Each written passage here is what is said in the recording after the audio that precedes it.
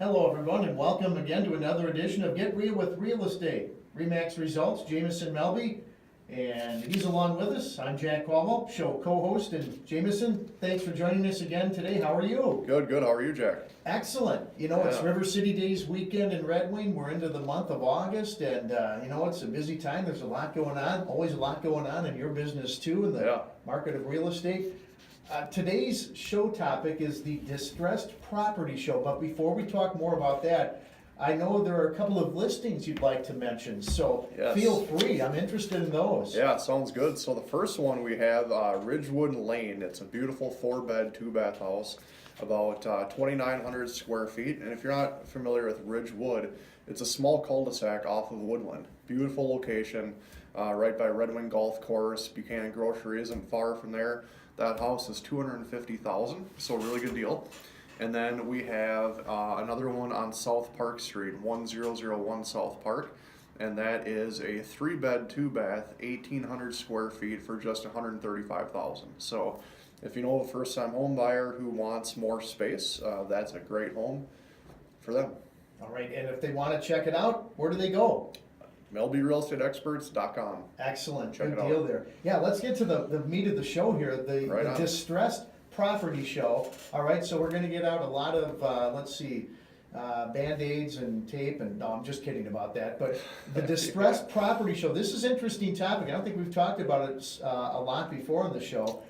And here's something, what does REO stand for? I'm guessing, it's not REO Speedwagon. Not How about Speedwagon. short? Yeah, so explain all of that if you could. Yeah, not Speedwagon. Yeah. So REO stands for Real Estate Owned, and the layman's term for that is foreclosure. So if you see anything about REO properties, that's what it refers to, are foreclosures.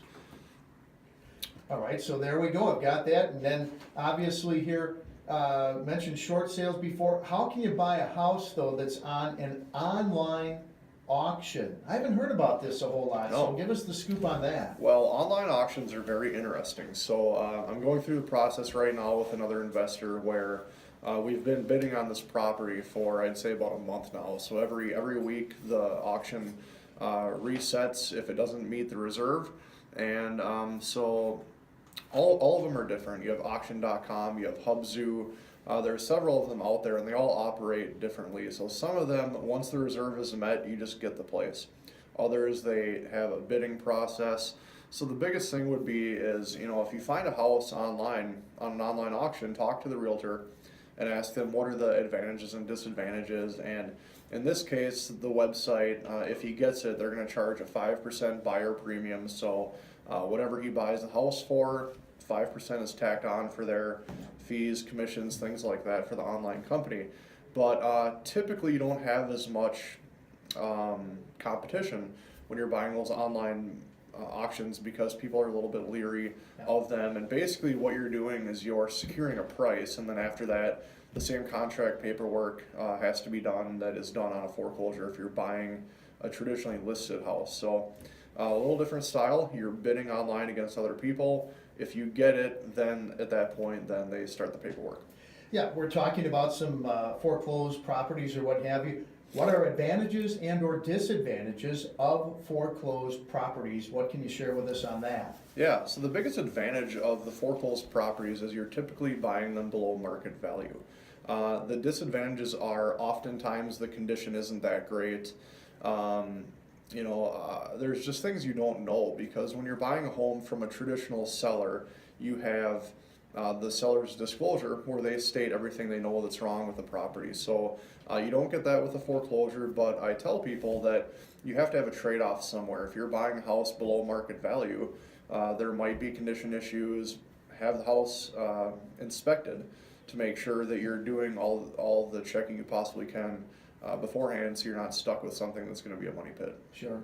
That was a movie with Tom Hanks, I think, and Shelley Long. Oh my goodness, I'm really dating myself there, Money Pit, if I'm not mistaken. So I haven't heard of that. yes, I am dating myself. Yeah. Short sales, we've talked about it from time to time, but on this distressed property show, for those who don't know what a short sale is, explain that, Jameson. Right. So we've talked about short sales before, but I'm guessing there's people out there that haven't caught every episode of this. We're on 15 now. That's a pretty good milestone, 15 shows.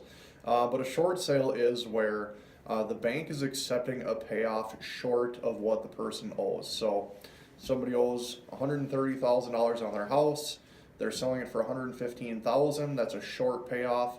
The bank needs to approve that. It takes some time, definitely, to get that process done. But the nice thing is you don't have the competition out there trying to buy short sales like you do with foreclosures. All right, and back to foreclosures before we close out the first half of our show. When it comes to a foreclosure, what type of loan would work? What is best? What kind of loan would a person need for a foreclosed property? Yeah, so it kind of really comes down to each property specific on the condition, and especially what bank or government agency has that foreclosure that they've taken back. Some Fannie Mae properties, Freddie Mac, they have certain incentives and certain loan programs that they offer to buy their houses. If you're buying a HUD listing, same deal. That's been foreclosed on by the urban or housing and urban development division, so they'll offer certain incentives. And the biggest thing with that is an appraisal has already been done, an FHA appraisal has been done, so they make it easy for somebody to buy that house using an FHA loan. They don't have to pay for an appraisal, it's already been done. So depending on the program, things like that. Now, if the house is a tear down, well, then we have other issues there, and probably not financeable. All right, good stuff, Jameson. Part 2 is coming up.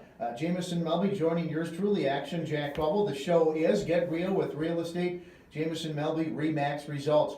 Back in a moment here on KWNG 106. Yeah. We're back here now on Classic Hits KWNG 106. Another edition of Get Real with Real Estate. Jameson Melbye joining me from RE/MAX Results. I'm Jack Colwell, and today's show is the Distressed Property Show. Jameson, I guess we're maybe ready to de-stress people a little bit about distressed property. Yes, Okay. Educate on distress. That's right. Yeah. So let's get back to it here. Foreclosures, short sales, we'll be talking about them in the first half of the show.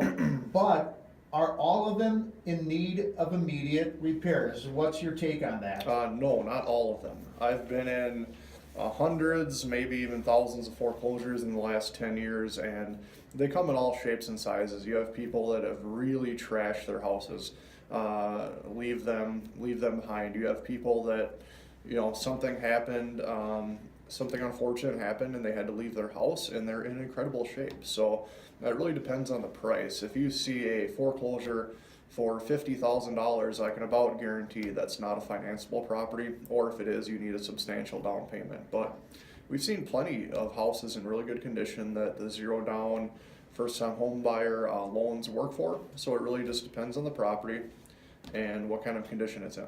So let's say you're kind of scouting around, all right, and you see a home that might have some potential, but still it's in kind of tough shape. What are your options? What can you do?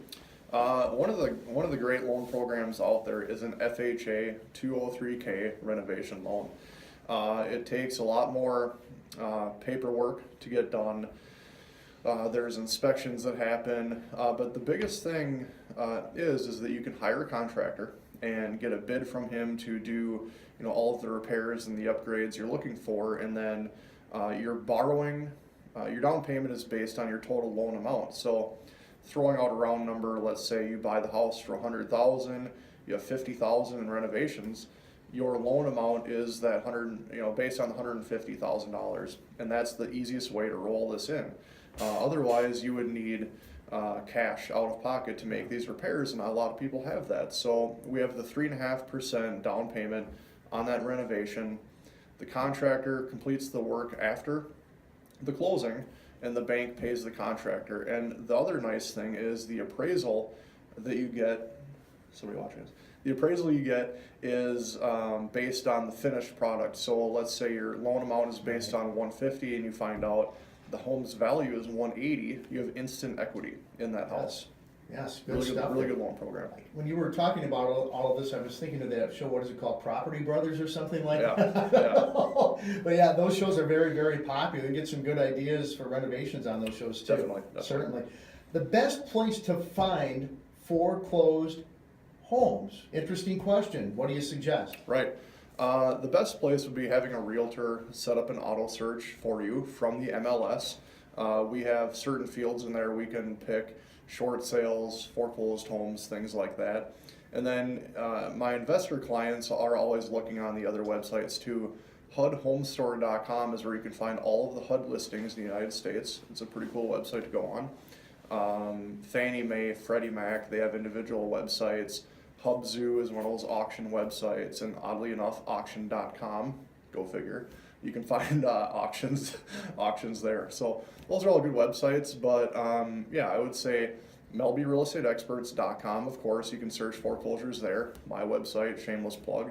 And but auto searches from the MLS, really good place. Definitely not a shameless plug. Hey, it's your show. It's my, yeah. So yeah, plug away, that's for Plug sure. away, yep. Now I know as far as Zillow is concerned, you're kind of like, yeah, when it comes to Zillow. Zillow, I guess, according to you, Jameson, they're showing something called pre-foreclosure. What in the world is that? Yeah, I get numerous calls a month, people asking about pre-foreclosures. And what happens is Zillow is pulling public data from different sources. So if somebody is 2 or 3 months behind on their mortgage payment, the banks start sending out notices and start the foreclosure process, even though the home hasn't been foreclosed on.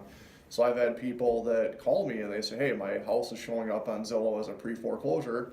Then I have to ask them, are you behind on payments? And they say they are.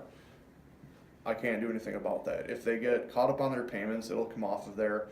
Sometimes though, we've found houses that have been on the pre-foreclosure list for 2-3 years and never have come up as a foreclosure.